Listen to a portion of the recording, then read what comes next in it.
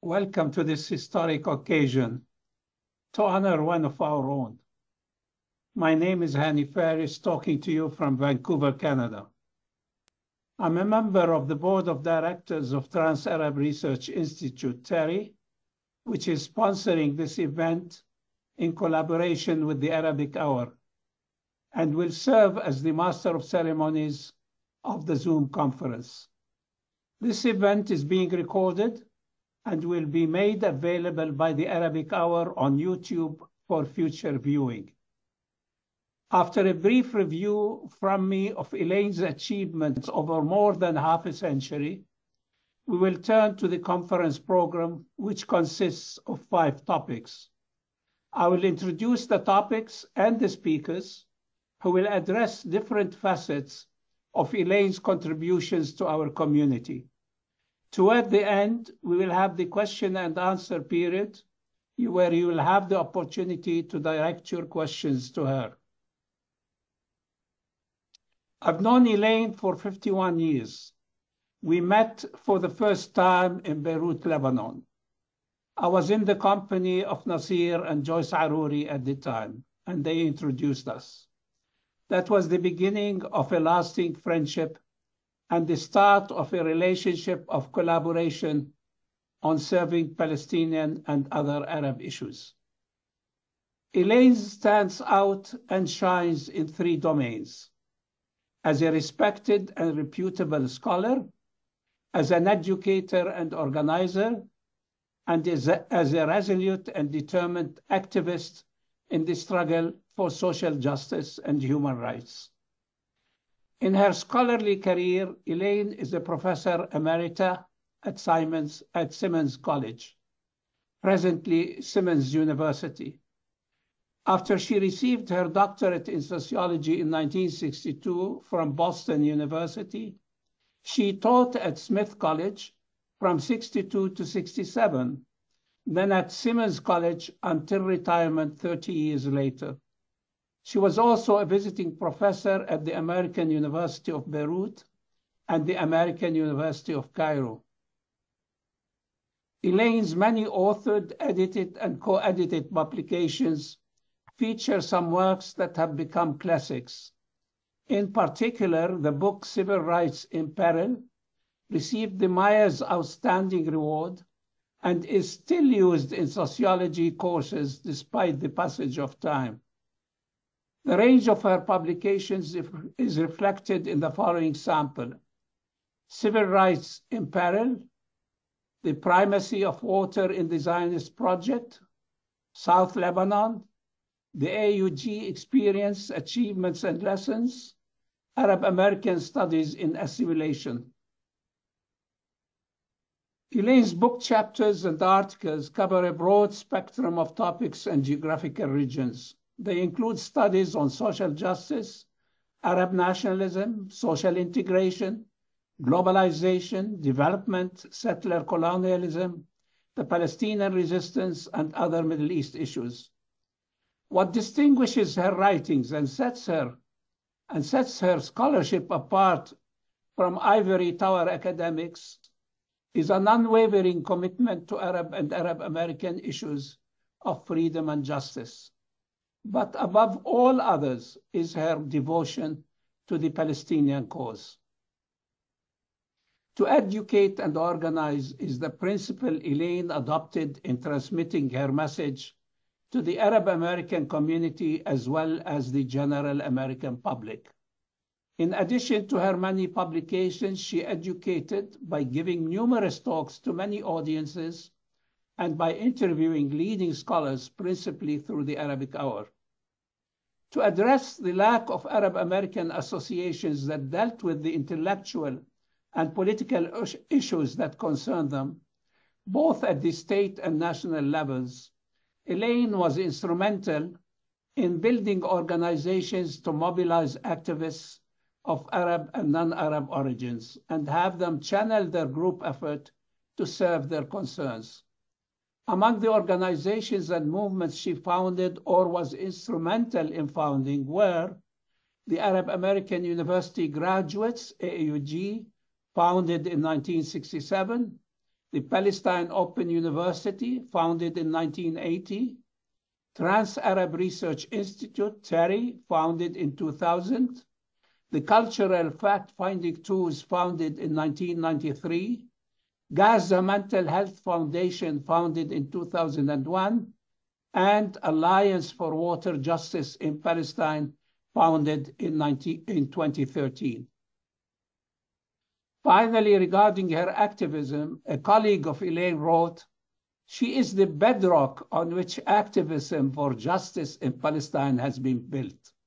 I repeat it. She is the bedrock on which activism for justice in Palestine has been built. Now, how did a woman of Arab-Syrian origin, born in Cambridge, Massachusetts in 1933, become so devoted and dedicated to achieving justice for Palestine? For a start, there is, of course, her personality and traits. She is the quiet and calm type. At the same time, she is a determined woman with a will of steel. She knew defending Palestine will exact a price, yet the many threats and harassments she was exposed to failed to silence her. But two other elements helped form her commitments and choices: her family and a small number of very close Arab American colleagues. In an interview with the Arabic Hour, Elaine detailed an encounter she had at the age of 8 with her father. She says, "He took me aside and told me, 'My daughter, Palestine is going to fall from our hands. And you, in your lifetime, you must never forget Palestine, because Palestine is all of us. It will define our moral integrity.'" Clearly, as a Lebanese saying goes, Elaine was fed Palestine with her mother's milk. Elaine's commitments became more definite and concrete as an outcome of her long association with three individuals: Ibrahim Abulod, Nasir Aruri, and Edward Said. These three men had strong personalities, were highly intelligent, widely respected, and known strategists in policy matters. They became part of Elaine's life from the time she started her teaching career until they passed away. They influenced her, and in turn, she complemented them. They were good at floating ideas, but they needed someone who knew how to translate the ideas to facts. Elaine, a woman, was their match. No wonder. She was the first woman elected to be president of AAUG, the only woman in the Palestine Open University team, the primary figure in the development and execution of the AAUG annual conventions, and the co-founder of the think tank TARI. Arab Americans rightly consider Elaine Hagopian a pillar. She dedicated her life work to defend matters of social justice affecting them, their home countries, and the larger American society. I'd like to move on to introduce you to Nancy Murray. Nancy Murray received her PhD in modern history from Oxford University. She acquired considerable experience as a teacher, scholar, and social activist in Britain, Kenya, and the US. She served as the Director of Education at the American Civil Liberties Union of Massachusetts for 25 years. She has written considerably about the Palestinian issue and founded several organizations promoting Palestinian rights. On Nancy, Elaine wrote me recently to say, "Good Lord, she has done more on Arab issues, especially Palestine, than me by 100 times.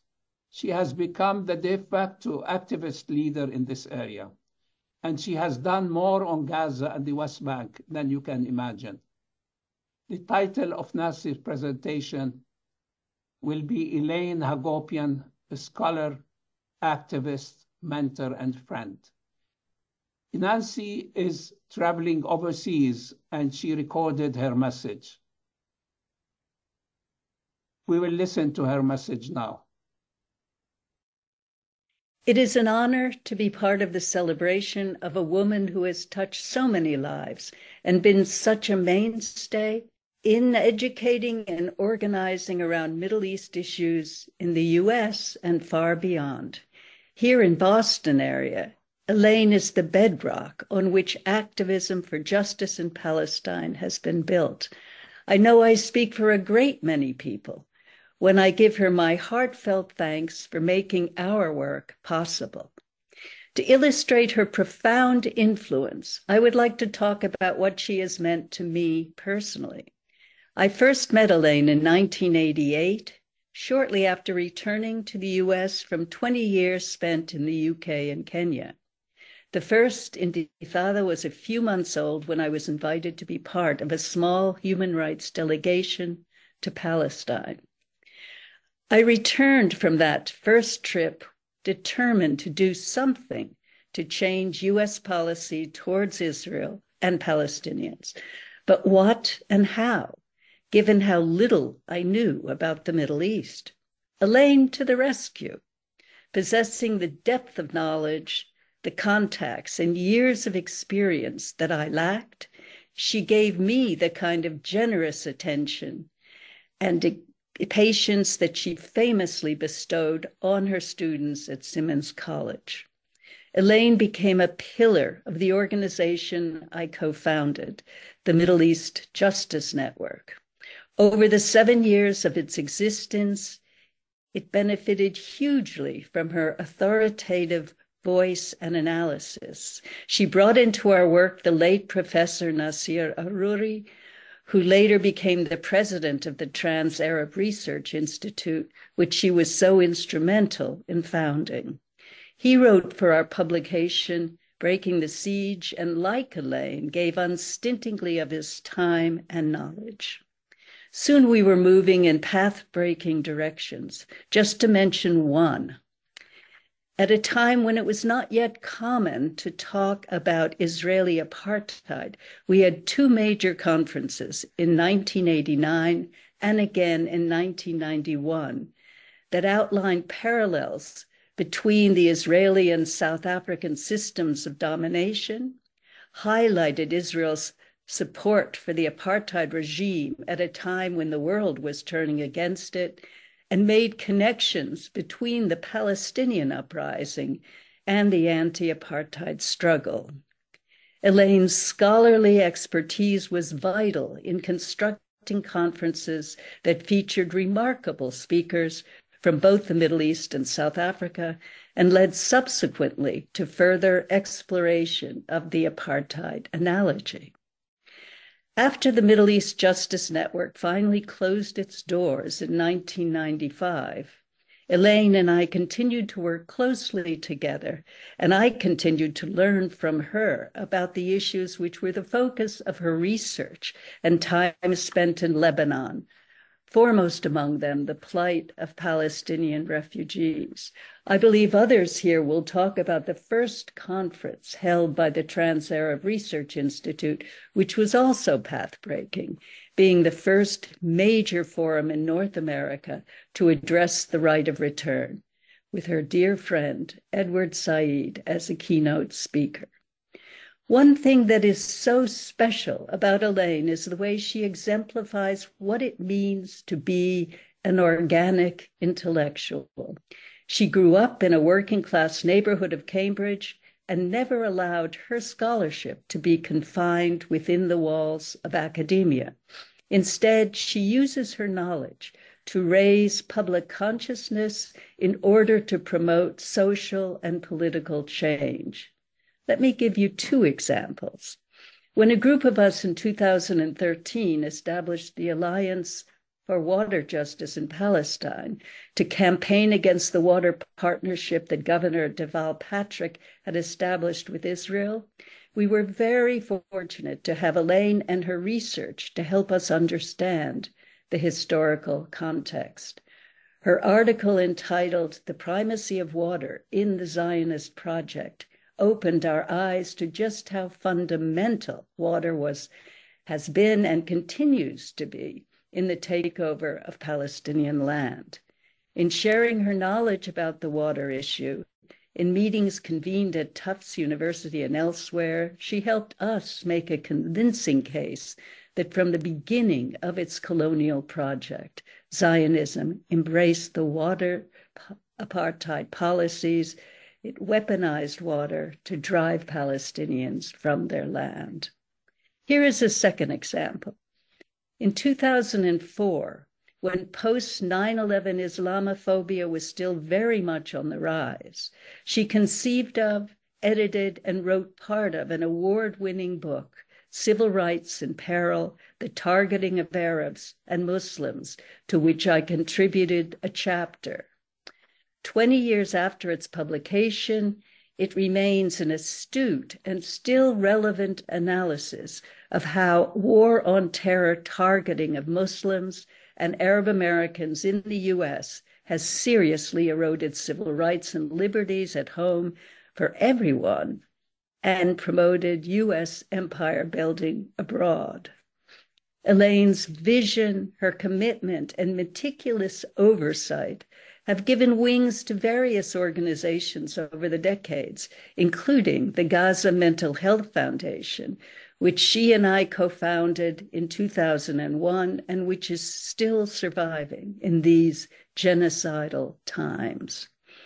When she retired from our board, she continued to work with us in an advisory capacity and has made significant donations to our partner groups in Gaza.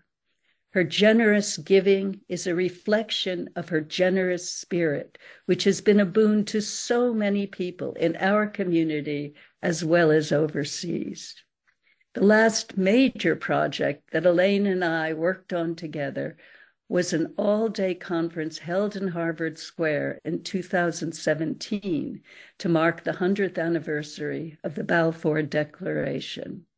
Balfour's legacy, Confronting the Consequences, was a joint undertaking of the Alliance for Water Justice in Palestine and Trans-Arab Research Institute, with 34 co-sponsoring organizations.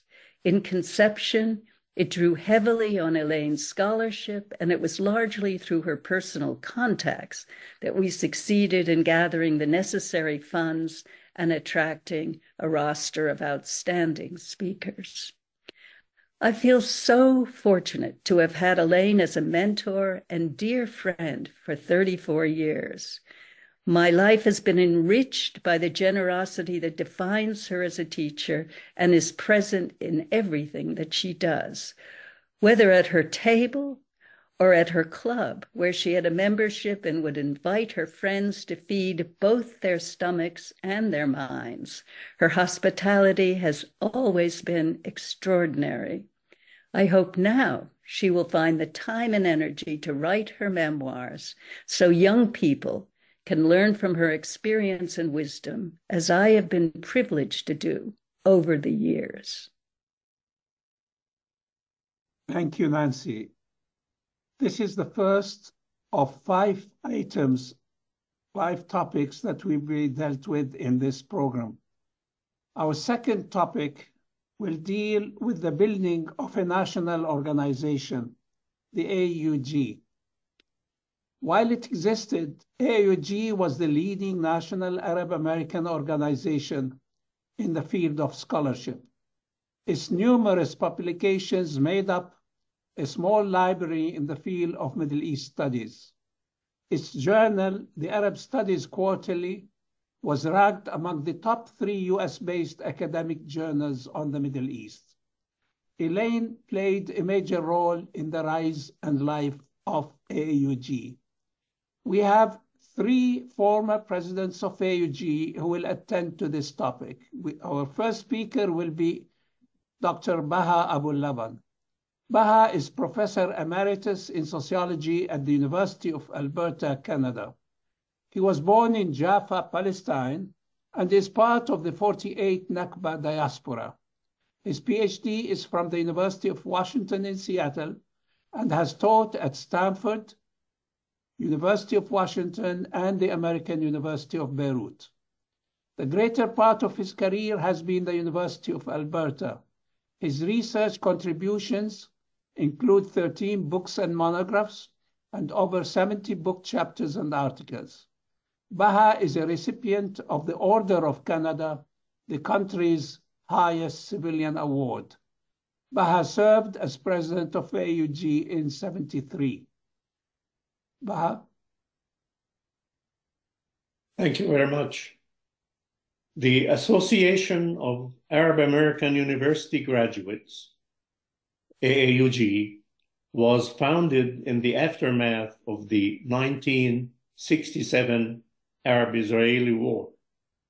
Its goal was to encounter Zionist anti-Arab racism and anti-Palestinian propaganda. It was a unique and transformative association and a catalyst for many subsequent Arab American organizations. From its inception, Dr. Elaine Hagopian was part of the heart and soul of the AAUG. Through so many years of triumph and turmoil, Elaine was steadfast, initiating, building, and when necessary, repairing. In 1968, Elaine co-edited the first AAUG publication, Arab Americans, Studies in Assimilation. She served as president in 1976. Year after year, membership grew. The annual AAUG conferences moved from city to city, and scholarly contributions and political influence increased.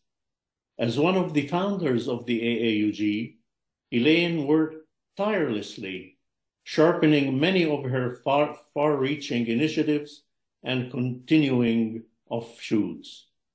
One of the offshoots of AAUG was the project on the Palestinian Open University. Elaine and I were part of a visionary UNESCO team organized by Ibrahim Abulud.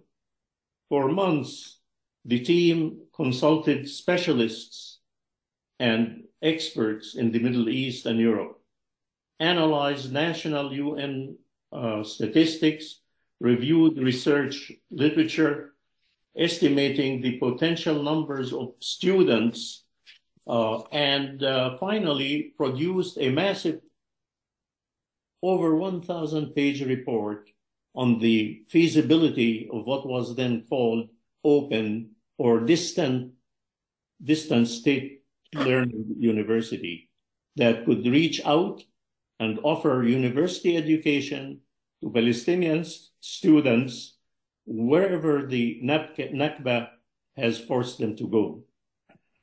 During this project, as we moved from country to country, Elaine not only dove into the project with enthusiasm and hard work, I remember she was also the team member, that good friend who thought ahead and brought along a supply of aspirin and other medicines in case any of us fell ill. Elaine is analytical, an activist, an educator, a persuasive speaker, and a public intellectual. Her contributions to social justice and the search for equitable and lasting peace have been profound. She has been and continues to be a magnificent friend to the people of the Arab world, to the people of Palestine, and to her fellow Arab Americans. Thank you, Elaine, for all you have done. Baha. Thank you, Professor Baha. Our second speaker on the subject of AAUG and Elaine Hagopian's association with AAUG is Abdeen Jabara. Abdeen is a Michigan-born Arab American who practiced law in Detroit for 20 years. He was heavily involved in activities supporting the struggle of Palestinians for the restoration of their legal rights over the past 60 years. Abdeen lives now in New York City. He served as president of AAUG in '72, during which he led the Arab American legal and political challenge to the Nixon administration program of surveillance and monitoring of activists for Palestinian rights. Abdeen. Thank you very much, Hani. And it's a great pleasure to be here this afternoon to honor our dear friend, Elaine Hagopian. I think I am the only person who attended that initial organizing meeting of the AAUG that was held in Ann Arbor at the home of Dr. Rashid Bashir. He called together people that were attending the International Organization of Orientalists, and everyone was completely crushed because of the results of the 1967 war. And he said, "What is to be done? What is to be done?" And they all felt that the problem was in part that Arabs had not efficiently transmitted the reality about the condition of the Middle East and the Palestinians to the American people. So AAG ultimately came out of that meeting. We had a subsequent meeting in Chicago chaired by Dr. Mohsen Mahdi, and we gathered funds from the 50 or so people there, and we began to organize our Arab American scholarly community. I was the first secretary of that organization, and its first convention was held in the winter of 1968 in Washington. There were, I think, perhaps about 40 people there. And it was at that convention that Elaine gave a paper about Arab Americans, not about the Middle East. It was about Arab Americans. And I thought how excellent it was that she would try to educate us about the Arab American community, because there was always this tension within the organization about concentrating merely on what was happening in the Middle East and what was happening in our Arab American community. And it was luckily that Elaine, as a sociologist, could approach this matter with her training and intellect so that she could present that. And I believe that was the basis for one of her major books that she published. But more importantly, AAUG was not founded as a civil rights organization. It was founded as an educational organization to allow people to understand what the Middle East was about, what the Palestine problem was about, etc. But we encountered in 1972, when I had been elected president of the organization, a real challenge. And that was way before 9/11. And that challenge was the Operation Boulder program that was announced by the Nixon administration, which occurred after the Munich massacre. Nixon was approached by the Jewish community in the United States, and they wanted people to be surveilled in the United States, activists in the United States. And hundreds of Palestinian activists and their supporters were being surveilled with wireless surveillance and wiretaps. There were deportations on minor offenses. The foreign student advisors on various campuses were being approached and recruited to report to the FBI. the State Department and Immigration Service passed resolutions because to make sure that every Arabic surname person, regardless of their nationality, was first cleared by the security agencies in the United States before they could be given visas to enter the United States. And so I approached the AAUG leaders at that time when I was president, and primarily people like Elaine, who really understood the Arab American community and what was happening in it, and said we have to do something. So we did. We reached out to civil liberties organizations, particularly the ACLU, the National Lawyers Guild, and other organizations, so that we could build a coalition to combat these procedures of the Operation Boulder program. Elaine was so instrumental in helping us to put together an ad that appeared in the New York Times. We had very little money, but we put an ad that appeared in the opinion section of the newspaper on the weekend. And the ad said, "Is the Nixon administration playing politics with civil liberties?" And sure enough, we were called in by the Internal Revenue Service to have our tax-exempt status questioned. And I'm sure it was because of complaints from some of the Zionist forces about that ad that we placed in the New York Times. In preparation for this meeting, I tried to come up with a list of adjectives that would describe Elaine's qualities. And I had a friend of mine take these adjectives to put them into artificial intelligence to prepare a poem. And I'd like to read you what those adjectives are and then read the poem to you. The adjectives were sweet, thoughtful, helpful, good-natured, committed, uniter, pathbreaker, community builder, and generous. The poem begins, Elaine Hagopian, a shining star in the Arab American community sky.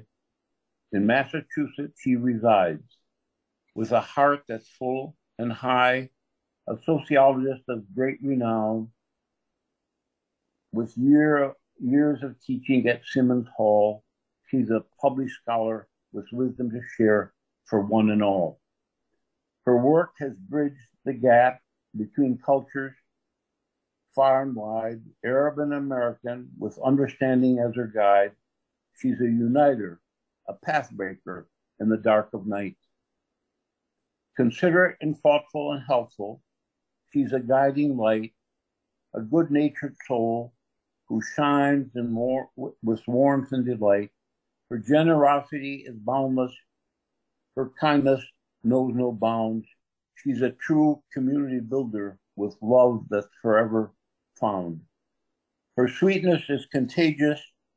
Her kindness spreads like a flame, and those who know her are forever changed by her name. Elaine Hagopian, a beacon of hope and light, a true leader who's making a difference day and night.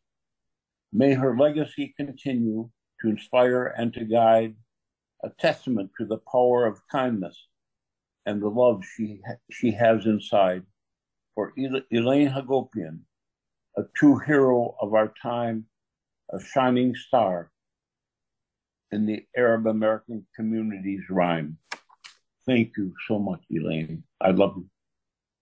Thank you, Abdeen.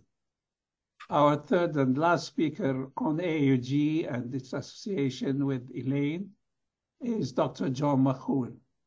John was born in South Lebanon. He received his PhD in electrical engineering from MIT in 1970.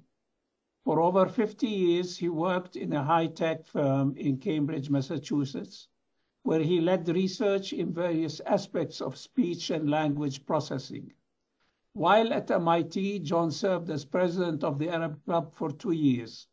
He later joined the AAUG and served as president in 1982. He is now a member of the board of directors of Trans-Arab Research Institute. John? Thank you, Hani. I first met Elaine in 1967 while I was still a student in electrical engineering at MIT. And she had recently accepted a position at Simmons College in Boston as a sociology professor. I was a member of the Arab Club at MIT, which was very active after the 1967 war in giving talks about the Israeli-Palestinian issue. By all accounts, not only was Elaine an excellent teacher in the classroom and loved by her students, but many of us had first-hand experience in listening to the numerous talks that she gave, especially about Palestine. There was one thing we could always count on with Elaine, and that was her willingness to talk to any audience. She just never said no to a request to talk, including to high school classes. In 1968, AAUG got going in earnest, with Elaine playing a key role in building the organization. In the same year, 1968, my good friend, the late Mujid Kazemi, came to MIT as a nuclear engineering student.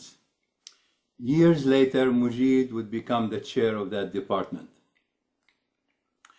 For whatever reason, Elaine took Mujid and I, two engineering students, under her wing within the AAUG. AAUG leaders kept after Elaine to run for president of AAUG. Finally, around 1975, she said she would run, but only if Mujid and I were on the committee with her, with Mujid as vice president and I as secretary, which is what happened. That's where I experienced Elaine's organizational skills and learned much from her about how to run a national organization. Later, Mujid would become president in 1980 and I in 1982. Now, I'm going to show you a historic, what I consider a historic photo. Now, some of you will recognize the people in the, of course, Elaine on the right. Next to Elaine is the late Senator James Abu Rizq, the first Arab American to serve in the US Senate. And at the podium is Mujid Kazemi, the AAUG vice president at the time with Elaine. I have no idea what they were laughing about, but this is a beautiful historic photograph indeed. Around 1978, Ibrahim Abul-Lod and Edward Said decided to establish the Institute of Arab Studies, or IAS. It's a think tank for doing studies that provide a better understanding of the Arab world and its issues. The IAS functioned under the AAUG umbrella, and Elaine was a member of their board. One of the lasting contributions of that institute is the establishment of a journal, the Arab Studies Quarterly, which continues to be published to this day in the UK. At the heels of the decline of activism of AUG and IAS in the mid-1990s, the late Nasir Aruri and Elaine Hagopian in 1998 established the Trans-Arab Research Institute, or TARI, the host of today's event in collaboration with the Arabic Hour. Elaine's activism also extended to the political sphere by leading delegations of Arab Americans and others to talk to Massachusetts senators and congressmen about Palestine. I recently had a chat with Elaine where I wanted her help in jogging my memory about certain events. You see, Elaine has, her memory is much better than mine. During our chat, Elaine told me that she still thought of me as a student. Well,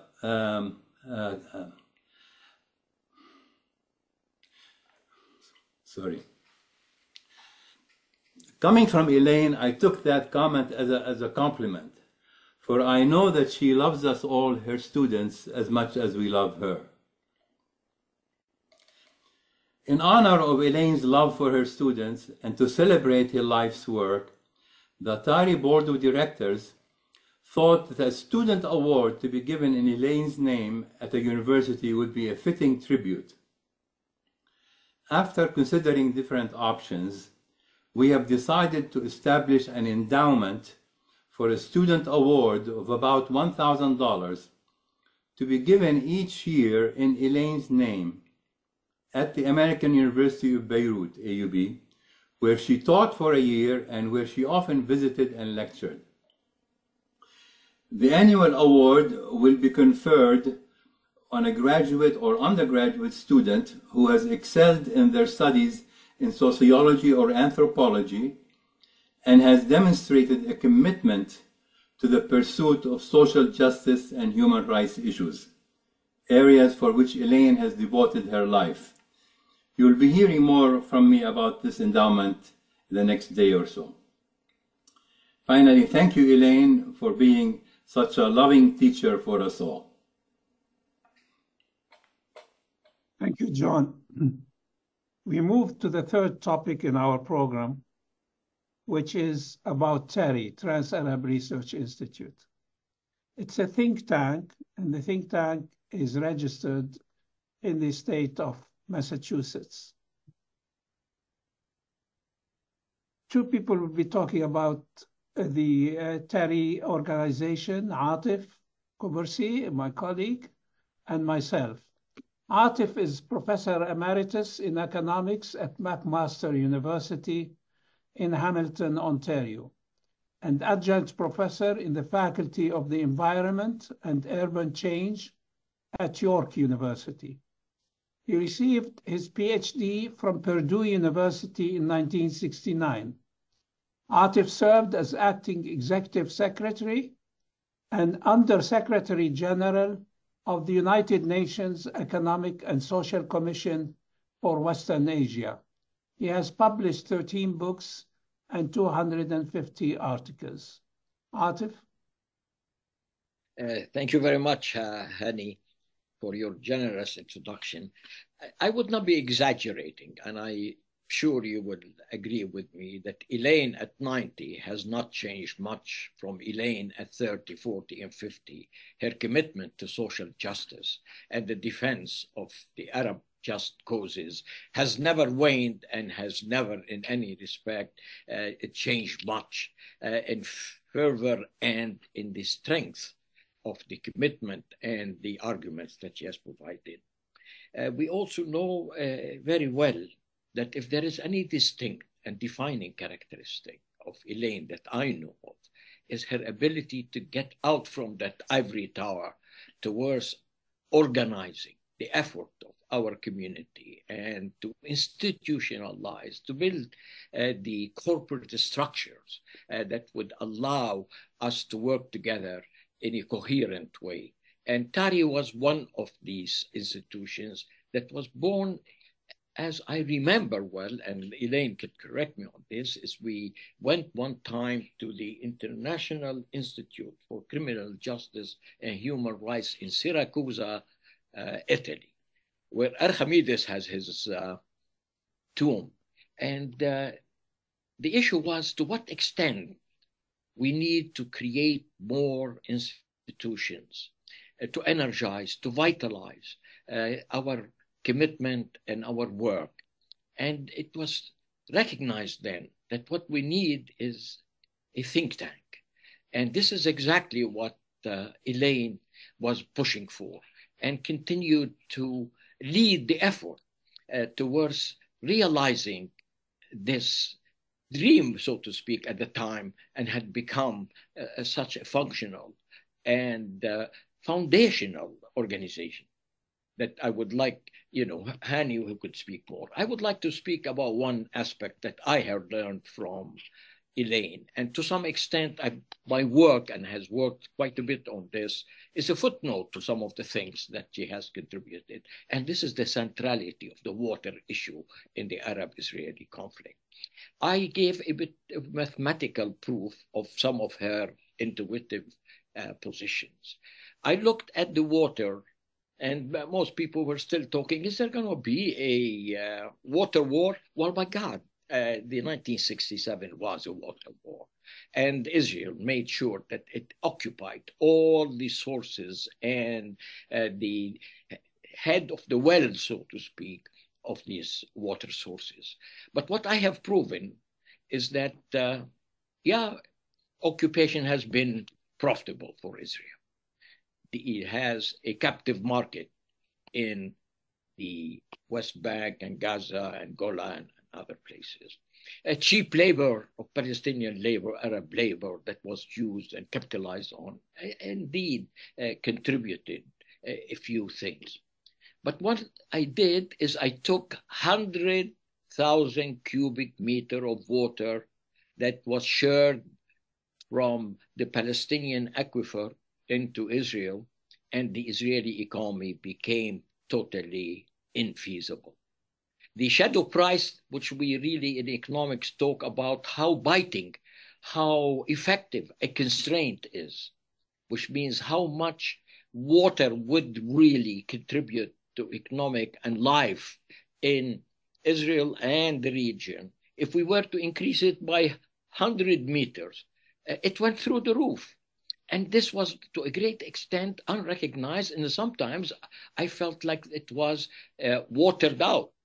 I was invited at one time with the late, my professor, Yusuf Sayer, to a Harvard discussion in the Middle East Institute. And the argument was, to some extent, was to a great, in a beautiful way, is that, all right, there is this water and it's contentious, but if you really look at it, it is the price of 2 F-16s, what we are talking about, the contested water, and therefore it's not so important. This was totally, absolutely untrue. Water has and remains a very crucial factor, and the work of Elaine in this area has put the first foundational aspects of this work, and I am really proud to say that it took me a while before I recognized how important these things that Elaine had contributed and continues to contribute. And her work as a consummate defender of human rights, her work as a consummate protector of Arab integrity in North America and other places, it has to be also seen side to side, the incredible insights and intellectual contributions, and bringing that focus on water, I consider to be a fundamental, incredibly, a crowning contribution from Elaine. Thank you. Thank you, Atif. As Atif mentioned, and so did some of my colleagues earlier, by the 90s, AAUG, the National Organization of Arab American and University Graduates, had started to deteriorate. The original individuals with great intellectual power had somehow retreated. And unfortunately, the organization was losing direction. It was then that two people in specific, Elaine Hagopian and Nasir Aruri, thought of creating that think tank, TARI, Trans-Arab Research Institute. The value of what they've done has been proven over time. Just to give you an example of what took place, TARI as a think tank routs itself of the conferences that it does, especially the conferences.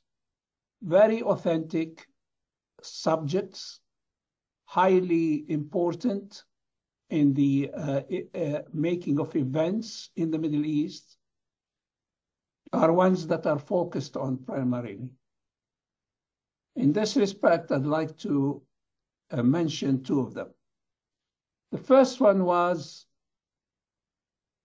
a conference called the Right of Return Conference. The TARI Board of Directors was convinced the negotiations involving Israel and the PLO in the 1990s and the interventions of Western powers may nullify the Palestinian right of return. Given the weaknesses of the PLO, they feared its leadership may give up that right in return for a mini Palestinian state in the 67 occupied territories. Such an arrangement would trample the legal and human rights of the Palestinian refugees, who constitute about 70% of Palestinian society and have serious ramifications for Palestinians. The board planned in 1999 to hold a conference on the subject. On April 8, 2000, a conference titled The Right of Return was held at Boston University Law School. This was the first ever conference on this issue in North America. The day after the conference, advocates for Palestinian refugees met and established an activist organization in North America and Europe named Al-Auda that remains in existence. In time, other organizations, platforms, campaigns, and movements evolved out of this conference. The papers of the conference were collected and published by Pluto Press in 2001 in a book edited by Nasir Aruri titled Palestinian Refugees, The Right of Return. Under the section Acknowledgements, Nasir wrote, two persons in particular made that conference possible: Dr. Elaine Hagopian and Nancy Murray. About Elaine, he wrote, her dedication is indeed very rare, and her commitment to justice in Palestine has been a lifetime endeavor. As for Nancy's role, he wrote, her counsel, wisdom, and hard work made it possible to convene the conference. To add, some of the best minds dealing with Arab-Israeli conflicts participated, which gave the subject itself prominence. These included, among others, Noam Chomsky, Susan Akram, Elaine Hagopian, Alain Gresh, Atif Kubursi, Noor Masalha, Ilan Pape, Nasir Aruri, and Edward Said. The second major activity I'd like to share with you that TARI undertook was the failure of the two-state solution. It's only now that we're beginning to detect how true that theme was, the failure of the two-state solution and the possibility of a one state.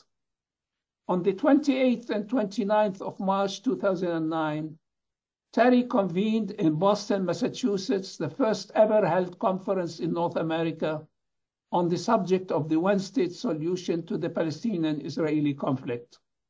The idea of the conference surfaced in the winter of 2008 when the board of TARI, at the suggestion of Professor Nasir Aruri, decided to organize a conference to deal with the concept of the one state. It was meant to explore the only option for a peaceful negotiated settlement, offering peace with justice for all concerned. The William Joyner Center for the Study of War at the University of Mass co-sponsored and hosted the conference. Leading scholars from Palestine, Israel, the USA, Canada, and Europe met to consider a path which required thinking the unthinkable. 500 people filled the conference hall to full capacity. Another 500 or more people could not be accommodated. The conference workings were reported by the media in North America, Europe, and the Middle East. The papers of the conference were edited by me and published in 2013 by I.B. Tauris, one of Britain's leading publishers of academic books. The book has become a reference on the one and the two-state solutions.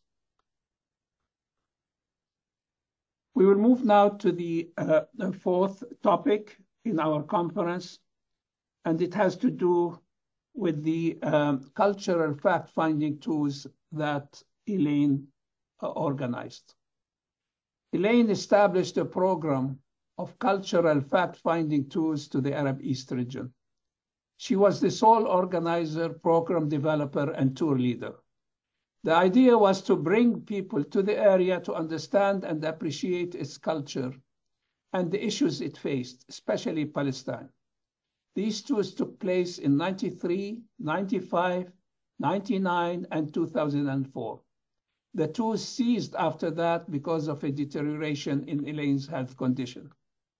The tours covered Lebanon, Syria, Jordan, and Palestine. Each tour had anywhere between 20 to 33 people. Of these 4 tours, the one in 2014 was exclusively based on visiting Palestinian refugee camps and speaking with the refugees themselves. John and Catherine joined the 2014 tour.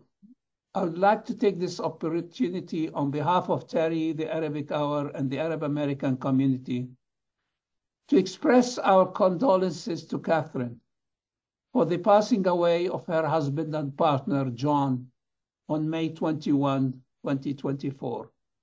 His death is a great loss to us and to all those who value his fierce defense of freedom of expression and the Palestinian cause. John was eager to address this meeting. 2 days before his death, he sent me a short bio that he wanted me to use in introducing him, which I would like to read to you. Hani, here's my short bio for use at Elaine's tribute. John Roberts, now retired, was executive director of the American Civil Liberties Union of Massachusetts for 32 years and a pro-Palestinian activist for over 25 years, first visiting Palestine in 2001 and returning several times thereafter. He currently hosts the weekly radio program This Week in Palestine in Boston. We will now listen to Catherine about her tour, her memories of the tour to the Palestinian refugee camps and the effect it had on her and on John. Catherine? Dear Elaine, as you know, in 2003, John and I were part of a group that took a trip with you to Lebanon and Syria. This was a life-changing trip for us. It was a people-to-people experience, meeting Palestinians in 8 refugee camps, and also a moving history class with you as our teacher and the transport bus as our classroom. John kept a detailed notebook of our life with you during this time, which I have been rereading and which preserves much of what we learned visiting refugee camps with you. After about 56 years at that time since the Nakba, the clear message from the people we spoke to was, we shall return.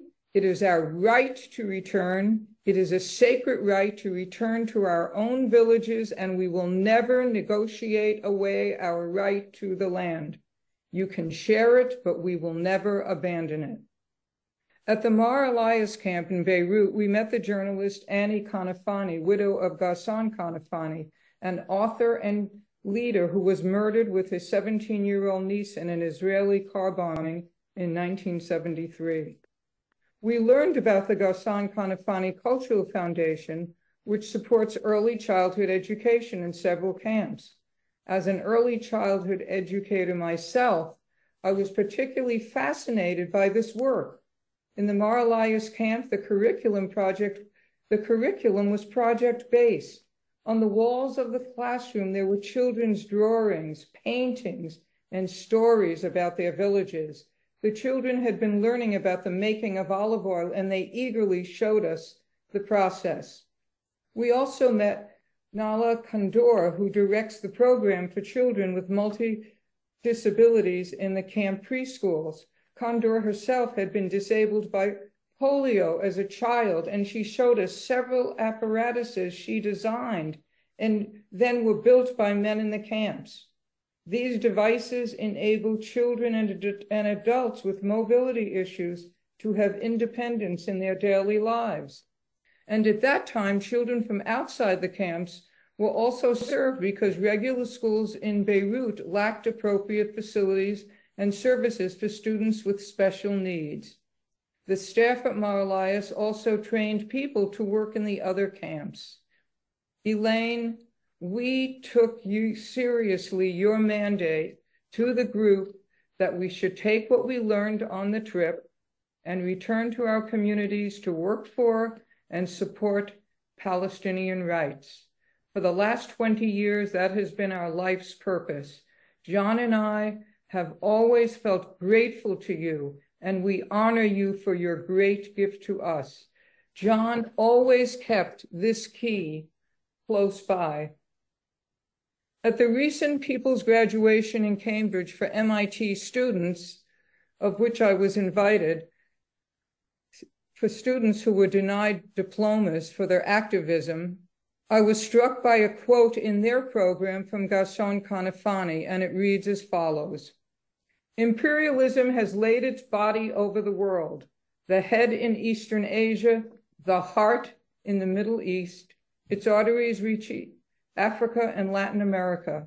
Wherever you strike it, you damage it, and you serve the world revolution." And I would say that that's beginning now with those amazing students. And thank you, Elaine. Thank you very much. Thank you, Kathy. And again, our condolences. Thank you. To you and to your family.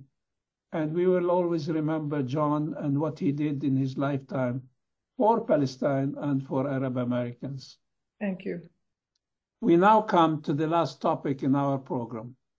It has to do with the co-sponsor of this Zoom conference, namely the Arabic Hour. This institution, which is staffed with volunteers, began 44 years ago as a TV program on local channels. Today, it is an online YouTube program. Elaine has been a pillar of the Arabic Hour for many years. She is, after all, its chief political interviewer, and she moderated hundreds of programs. The Arabic Hour serves to educate through its treasure of audio-video documentaries and interviews that it produced over the years. It also plays an important role in challenging misinformation, fighting bias, and offering objective analysis on subjects that touch on the Arabs and all aspects of Arab life. Today, three remarkable individuals will discuss their work in the Arabic Hour and their association with Elaine. The segment is pre-recorded because they are in our midst, making sure the program proceeds smoothly. First, we have Mike Haider, founder and producer of the Arabic Hour since its beginning. He's an engineer by profession and came to the US from Lebanon in 1973. Next, we have Jocelyn Ajami, a cherished host known for her engaging and insightful interviews. Lastly, we have Nabih Hakim, the technical wizard behind the scenes at the Arabic Hour. His technical skills are what makes the magic happen. Here are Mike, Jocelyn, and Nabih with their tribute to Elaine. Thank you very much, Hani, for the introduction of the team and me. We are honored to be here with you today to pay tribute to a woman we all love and admire very much. Elaine is someone who has touched the lives of so many, and today I am here with my colleagues, Jocelyn Ajami and Nabih Hakim, to share our feelings about Elaine. We are proud to be expressing not only our sentiment, but that of all the volunteers who have been part of the Arabic Hour over the many years. We have all come to know Elaine and admire and appreciate what she's done for the Arabic Hour. Our history with Elaine goes back to the early 70s. At that time, I was a student at Northeastern University. I felt the importance of needing to establish a club for the Arab students. And in the winter of 1974, the Arabic Club of Northeastern was formed. Subsequently, we reached out and interacted with the Arab American community, and we're delighted to meet Elaine, Evelyn Manconi, Yvonne Humsi, and many other key members of the community. They provided invaluable guidance and support to us back then. We all looked up to Elaine with admiration and appreciation for her leadership and championship of the cause of Palestine. She really influenced my life and that of my fellow students as early as the 70s. In 1981, the Arabic Hour was born. We recognized the need to educate Americans about the Arab world and the Arab American experience. Understanding the power of the media, I, along with my colleague Elias Audi, decided to start a TV program. Elaine had a role in our life from the early stages of the program by being generous with her time as a guest and worked together with our beloved, the late Evelyn Manconi. And in the 90s and beyond, we were very fortunate. Elaine became the main interviewer and political analyst. Her presence on the Arabic Hour gave us lots of power. Thanks to Elaine, very prominent figures enjoyed being guests on the show. She made the discussion with them very substantive and very meaningful.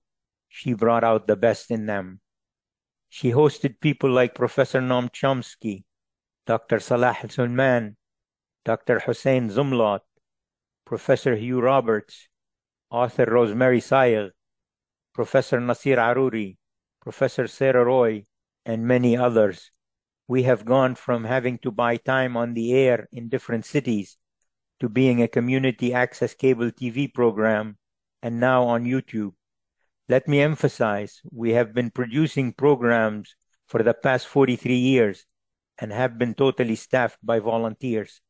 So a word of thanks to all of you from all of us at the Arabic Hour family. Elaine was and is a true champion of the Arabic Hour. Over the years, she recruited quite a few volunteers. Some of them are here today.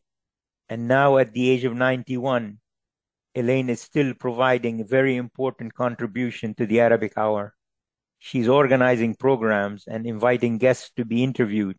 She's pulling together wonderful programs, such as targeting free speech, McCarthyism on campus, health and medical facility status in Gaza, understanding the war on Gaza, understanding Palestine through children's literature. And now we are fortunate to have Dr. Atif Kubursi continuing Elaine's legacy as the main interviewer. And quite often you ask yourself, should you give up? Then when you look at what Elaine and all the volunteers have done to support the Arabic Hour over the many years, you cannot give up. Honestly, we are blessed to have someone like Elaine. She is a major pillar of the program and always has been. Beloved Elaine, we are grateful to you as a wonderful friend and a wonderful sister and an amazing mentor to me and the team. May God bless you and give you very long life. And now I'm going to turn you over to Jocelyn to express her feelings. Thank you so much, Mike. I'm thrilled to be here with all of you and our beloved Elaine. I'm Jocelyn Ajami, and I've had the pleasure of volunteering for the Arabic Hour for a few years. During this process, I had the honor of meeting some incredible people, including Elaine, Evelyn Manconi, and our Nabi Hakim and Mike Haidar, true pillars of the Arabic Hour. Elaine, congratulations on this well-deserved tribute. More importantly, congratulations on just being you, a generous and inspirational friend and mentor, a splendid person. We all recognize Elaine's remarkable scholarship, her intellectual integrity, and her relentless pursuit of justice. She set the gold standard for how journalism should be conducted.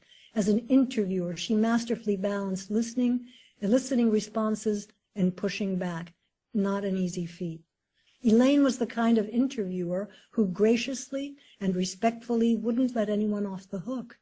Her complete command of the subject matter, her appreciation for context and nuance, and her understanding of how to frame and deliver content made her an exemplary figure for many young podcasters today. Elaine and the Arabic Hour have always been ahead of their time. Interestingly, When we turned the tables around and interviewed Elaine to commemorate her unbelievable life, she was cooperative. She gave us all her energy. She was totally accessible, and her professionalism really shone through. And despite her many accomplishments, she remains humble and free of ego, which is probably why her interviews were so impactful. She is truly irreplaceable.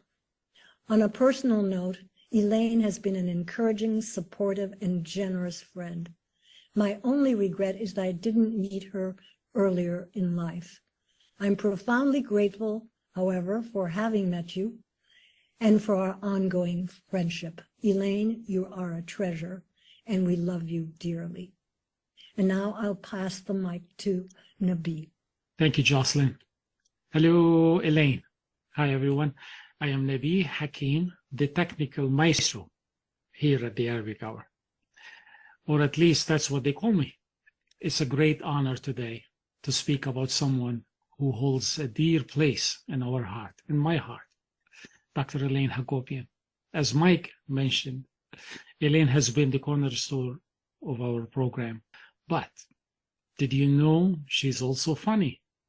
Yes, Elaine has a great sense of humor, but often the jokes is at her own expense. This speaks volume about her modesty and generosity. To highlight Elaine's contribution, I will quote our late Evelyn Menconi. Quote, "She keeps us informed." End of quote.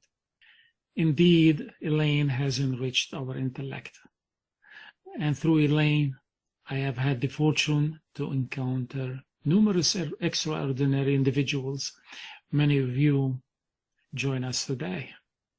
However, let us pause to honor the memory of few absent friends, Edward Said, Nasir Haruri, and Hilda Silverman. Hilda's bold defense of the marginalized highlights her advocacy for justice and the human rights. Elaine, before any taping, she tells me to use the superior camera for our guest. True. Elaine, thank you for being the heart and soul of the Arabic Hour, bringing knowledge and insights through your interviews. Finally, let me try a joke at my own expense. One day, Mike asked me, "What is this long letter that I brought?" I replied, "I too want to take the Arabic Hour to new heights." Not funny, huh? Thank you, Elaine. We love you. Bye.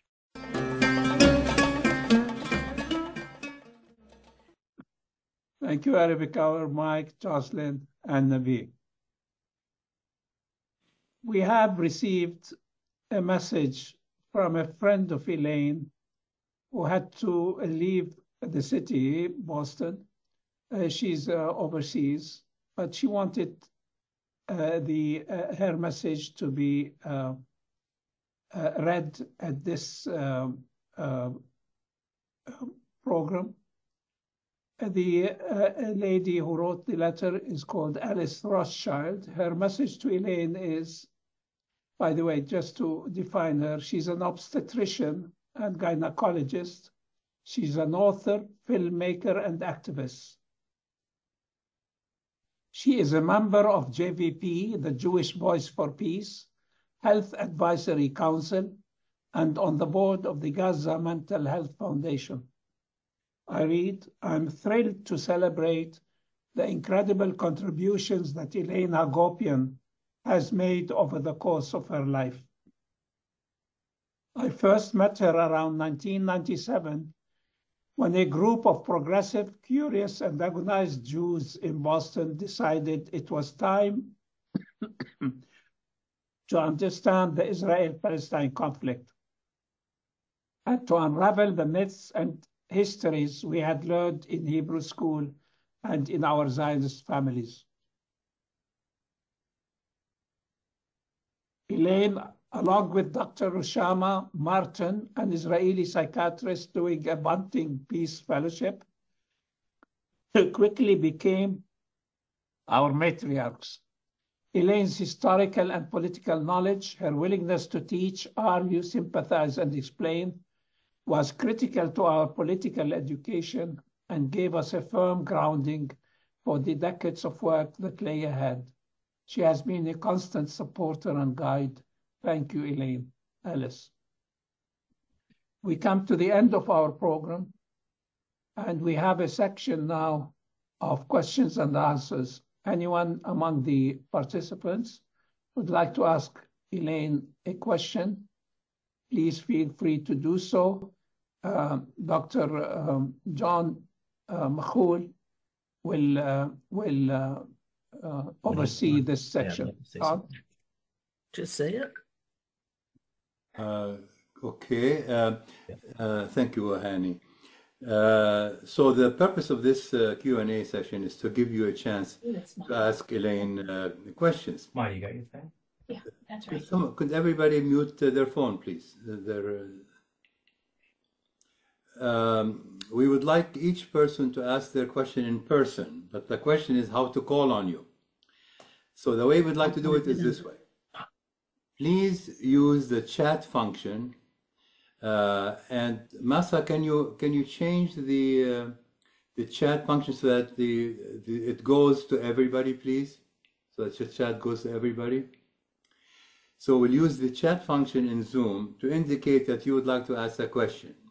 You just type your name and say that you have a question. For example, if I wanted to ask a question, I would type in the chat line, John Makhoul has a question. That's all. I will then call on you to ask a question verbally. Please remember to unmute yourself first and ask your question, and then remute yourself after you're finished. Please be brief, and Elaine has promised to be brief in her response. So we will try to accommodate as many questions as possible, but we'd like the session not to take much more than 20 or 30 minutes. Can you say what your name is? Hi, I'm Selma. Can I ask Elaine a question? Yes, please go ahead. First of all, so wonderful to see you, Elaine. You look beautiful as always. I'm so happy to be in this gathering celebrating you. I have a little question for you. What is your favorite memory growing up in Massachusetts? My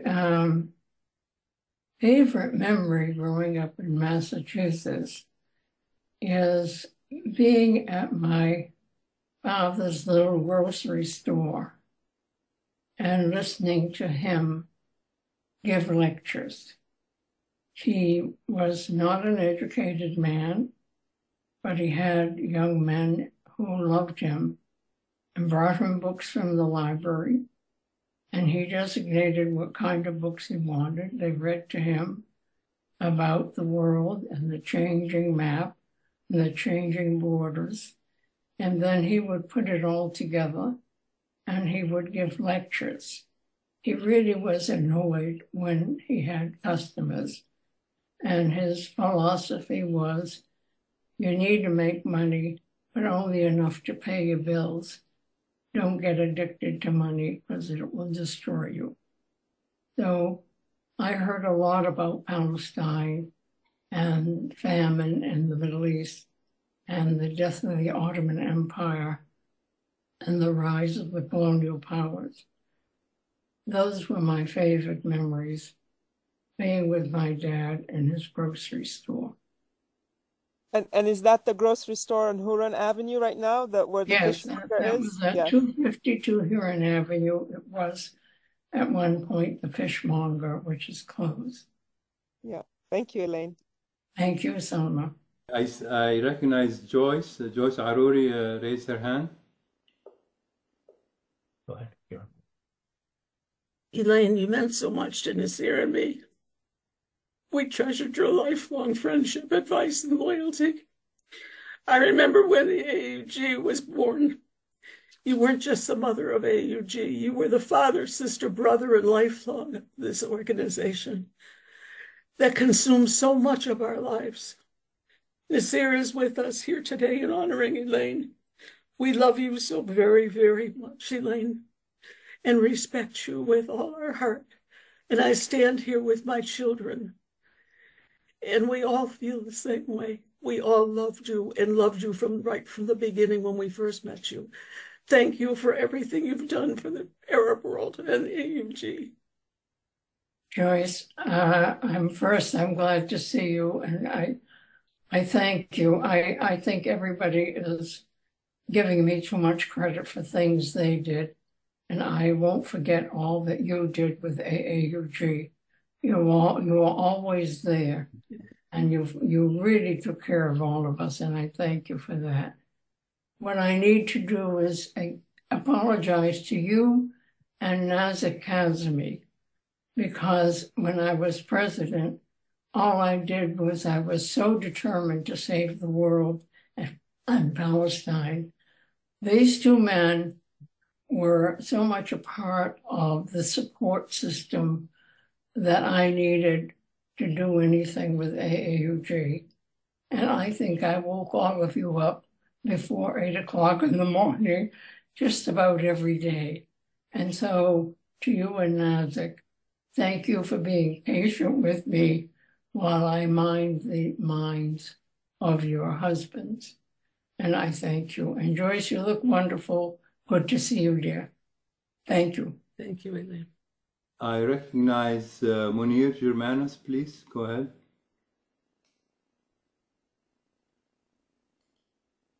Hi, Elaine. First of all, love from Naila, Lara, Mary, and myself. And I have one brief question.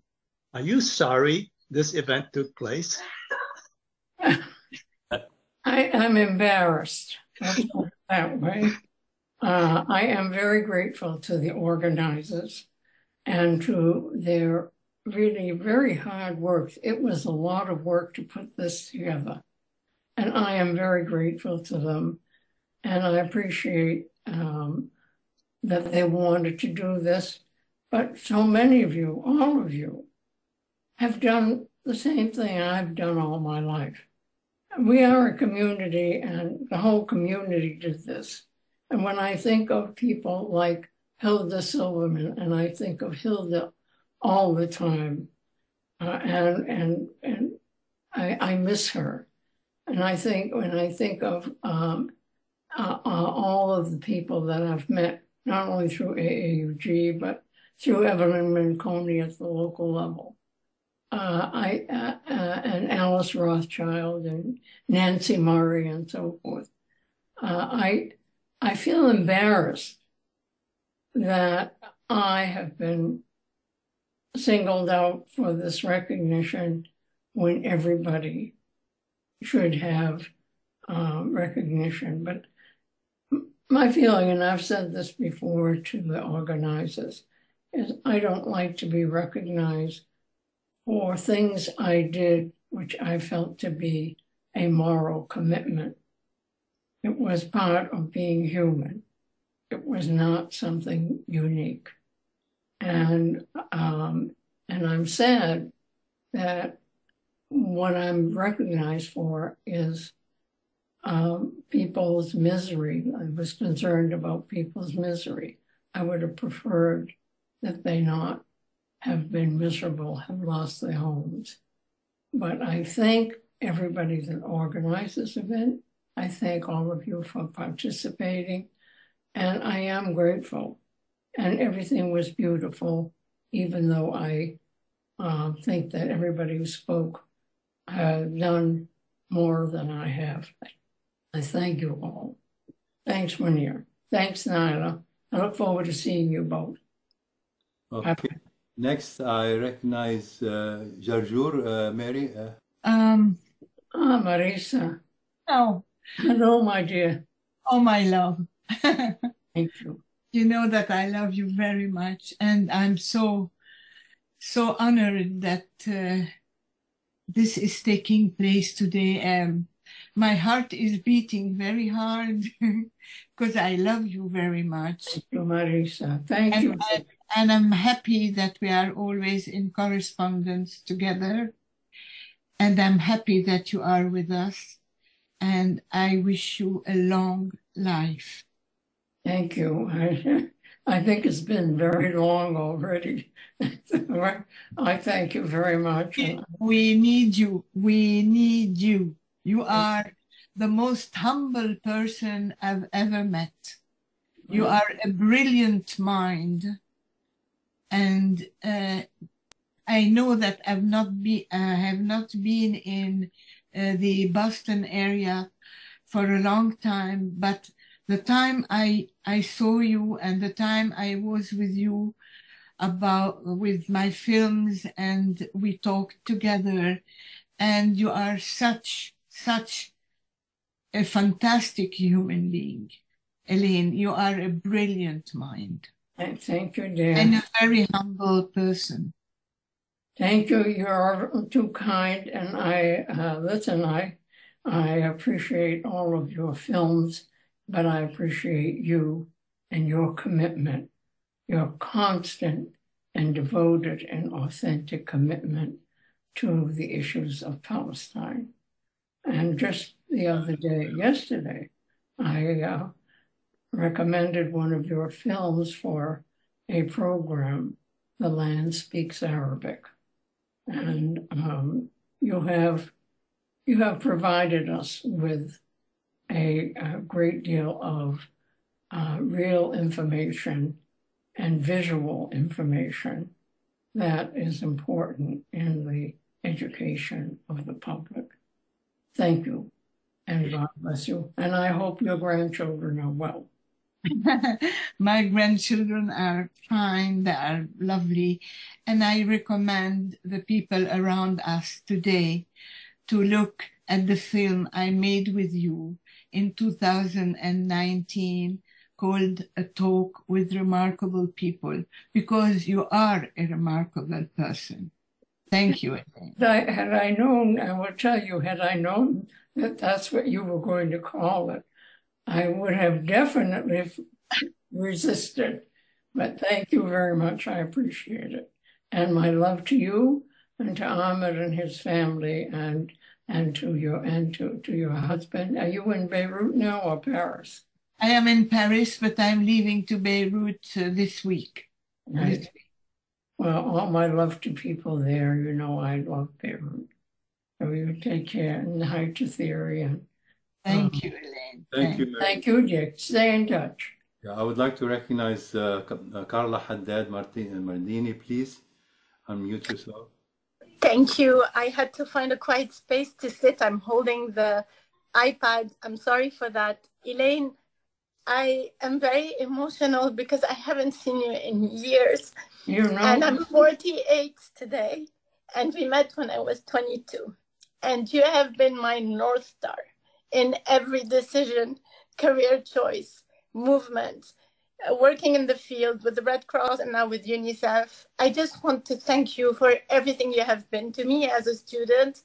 And you've been my moral compass. And I've learned from you to remain principled, whatever happens.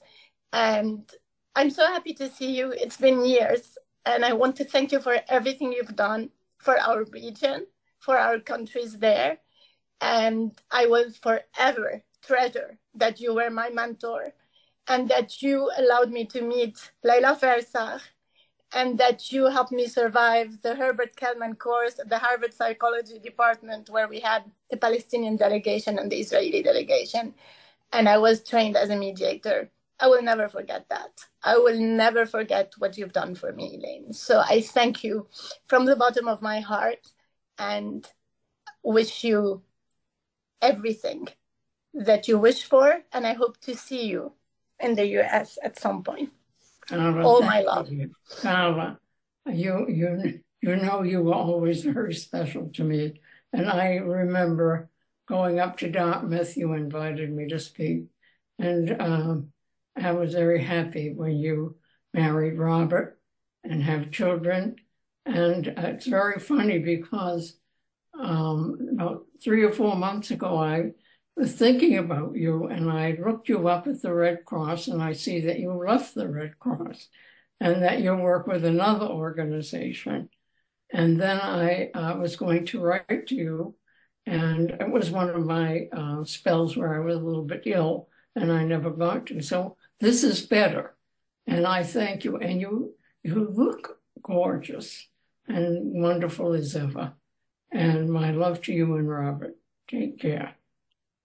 Thank you. I recognize Mariam Abulod. Hi, Elaine. Hi, Mama. I love you so much. Oh, my dear.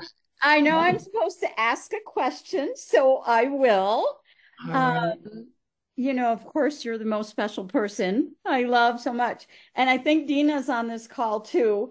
But my question to you is, how did you keep all of these things a secret from us? All we knew about you was Fresca and Hershey's Kisses and hugs and kisses and love and Halloween cards. All these years. Well, you know, you were like an island of happiness. Why talk about people's misery when we could enjoy M&Ms and bicycle rides and little walks to the lake and so forth. You know quite well that the Abulods are my family, and I love you all dearly and miss you all dearly, and you look great. Oh, I love to Gina and Lila and to Joad and to all your children, your 2 children. And I love the pictures you sent me. Thank you, Mama. And thank you so much, Elaine. Thank you, dear. You're a love. It's been almost 60 years since we know you, and we love you so much. You've brought so much joy to all of us. So thank you. Are you in Colorado right now, or are you in New York? I got to interrupt here and move to the I'm next. in Boulder, Colorado. All right. Thank you. Okay. Shara Dumani, please go ahead. Hi, lovely Elaine. Oh, Bashara, how are you?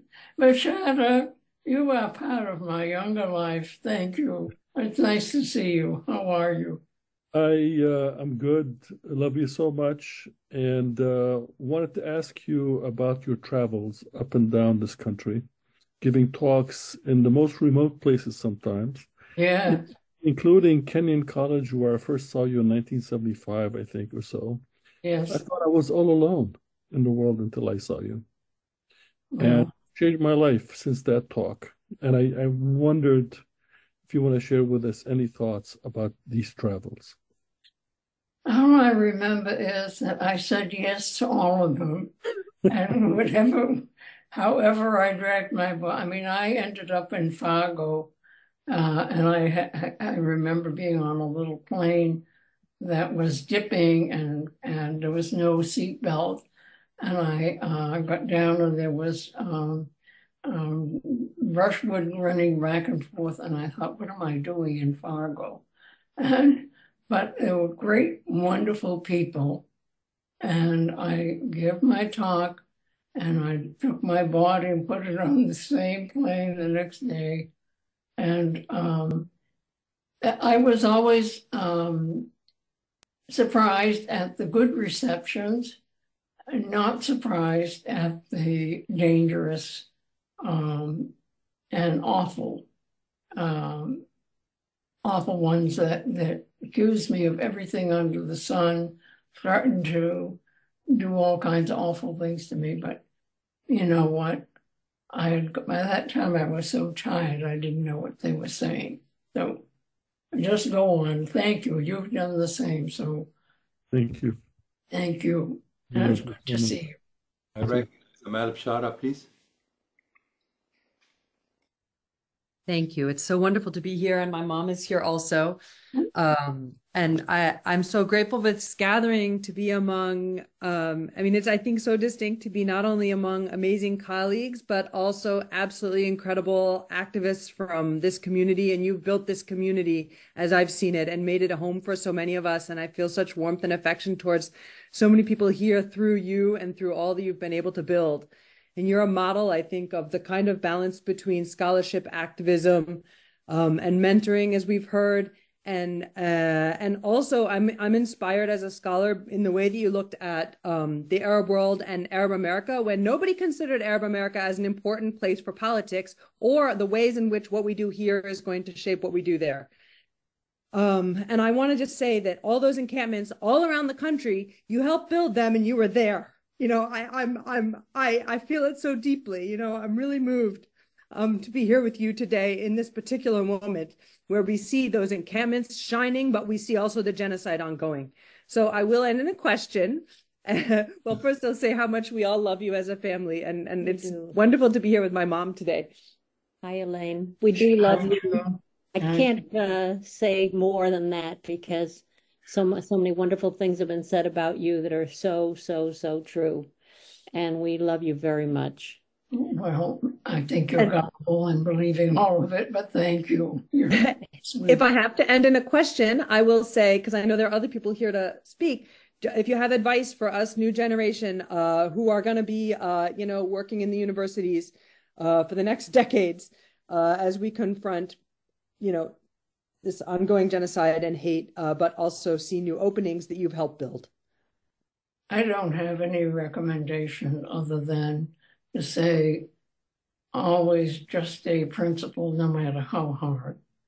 And don't listen to all the old people. You know, we related to conditions that existed at our time. We did what we could. These are new conditions. The older generation doesn't necessarily know those new conditions. So don't be awed by the older generation. Do your thing. You're really smart. And I love the new generation. I love the Jewish Voice for Peace. What a wonderful group of young people. I love all of you who have joined in forces for justice. That, to me, is the most satisfying thing in my life. And thank you, Mom. You're very special from the day your father entrusted me when you went to Harvard. And you became very much like my family, my child. So thank you, June, for sharing your wonderful daughter. And I hope all of you are doing well. Thank you. Thank you. I'll go next to Layla Cable. Please, Layla.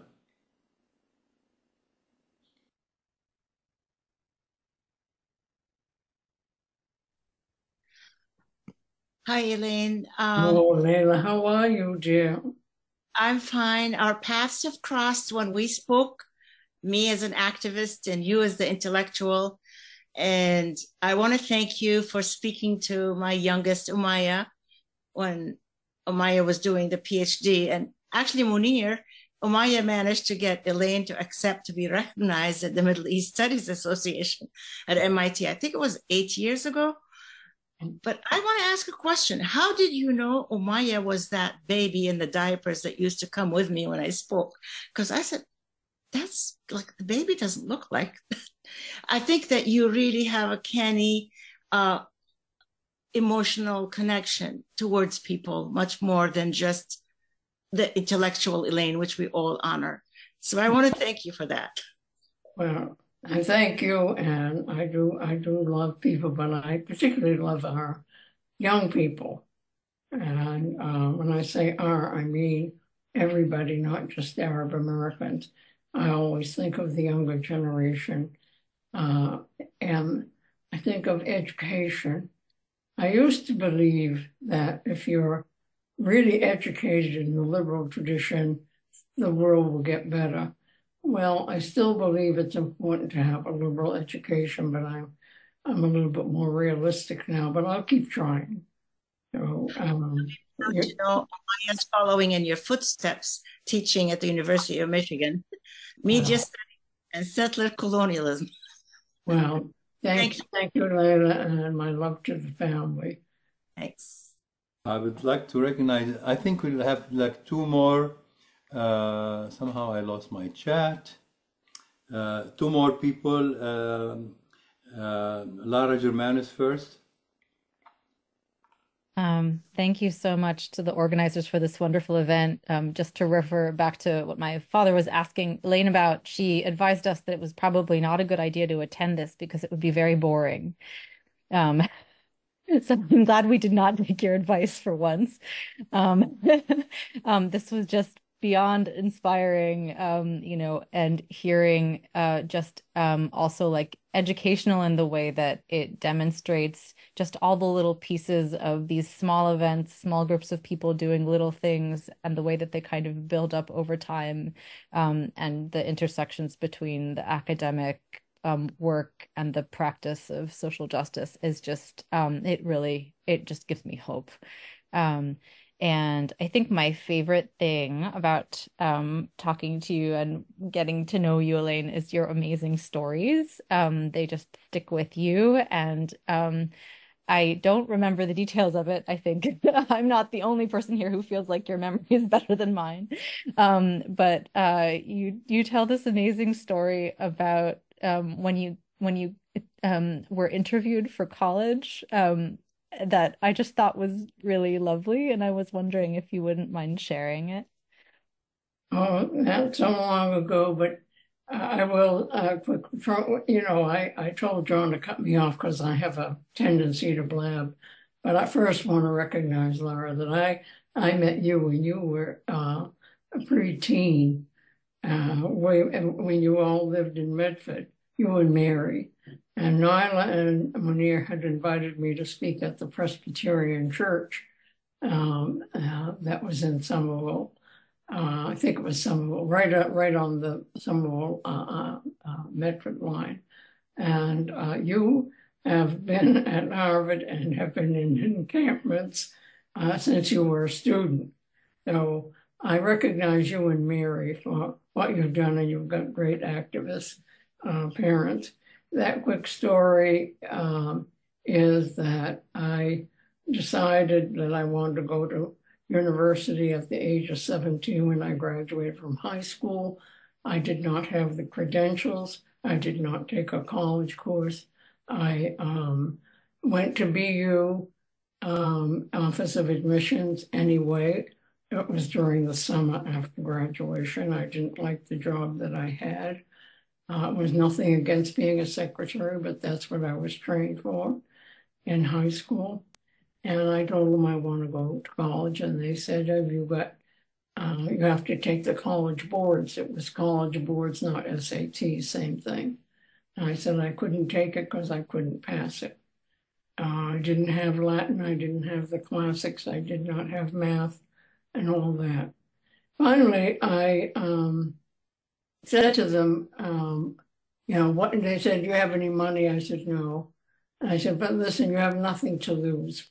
My aunt will pay my first tuition, take me in on probation, and if I make it the first semester, keep me and make me a regular student.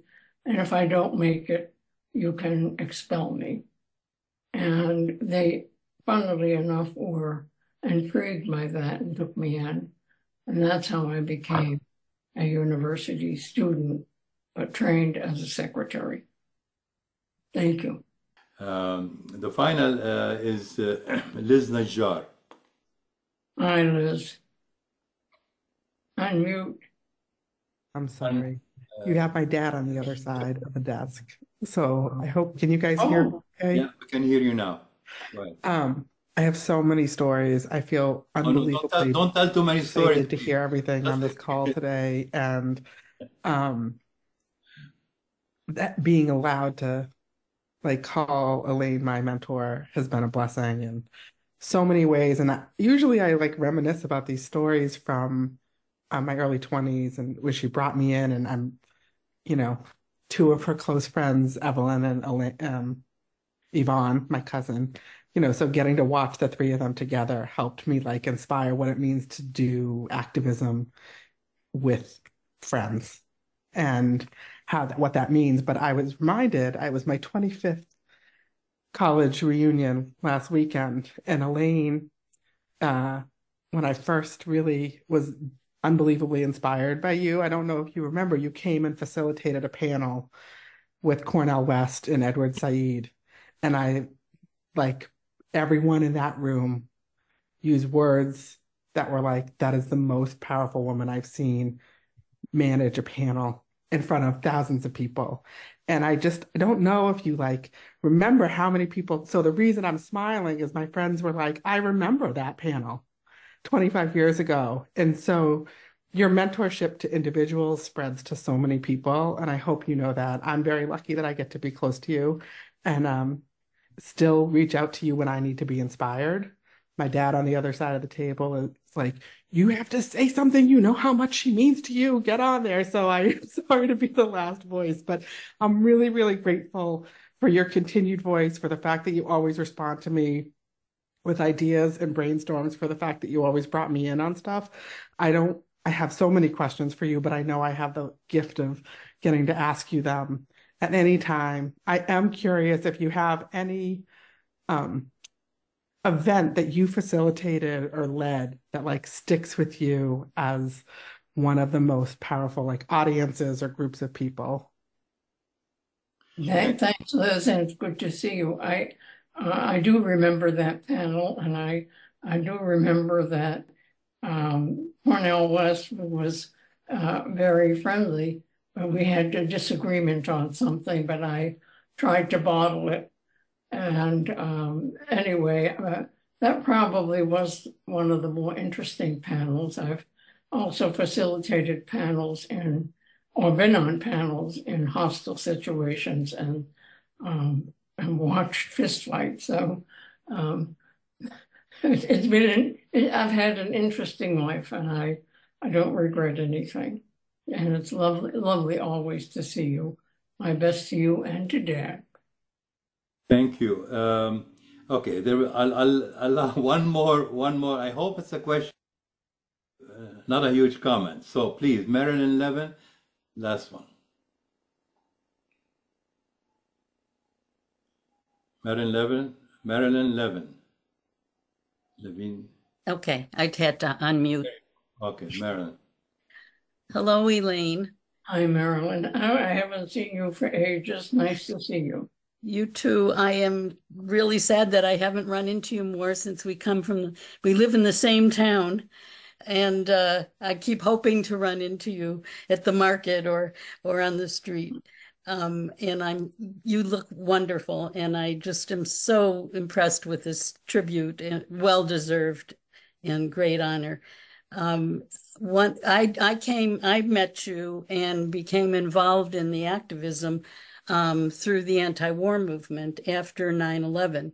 And I just want to stress, I think, how important that you've been to not only the movements that we've talked about here and the communities we've talked about here, but your influence has reached to many other areas of political activism, like the anti-war movement. We were able to build a task force on Palestine and Israel, and to take positions that were not popular at the time against Israel, and calling it an apartheid regime. So I just wanted to, one thing that I do remember also happening in Arlington in our own community was with you and Hilda and others of us living here fighting the ADL on the issue of the Armenian, they're not recognizing Armenian genocide. And that was another aspect of something that was important that we were involved in together, and I have very fond memories of that. So thanks, Marilyn. And you were quite an activist, and I remember we used to go together. I used to run over and pick you up and we'd go together to events. And yes, our friend Hilda was amazing. I do truly miss her a lot. And I'm sure everybody else does. Absolutely. Her energy was unbelievable. Yeah, And you share a lot. Yeah. Anyway, I thank you for your kind words, and it's lovely to see you. You too. Before I hand over the floor to our MC Hani Faris, Elaine, do you have any final comments that you would like to make? No, John, I just want to thank all the speakers. And they were more than generous in their words, and I thank them. And I will send a special thank you to Nancy, who really always describes me for things that she did mostly.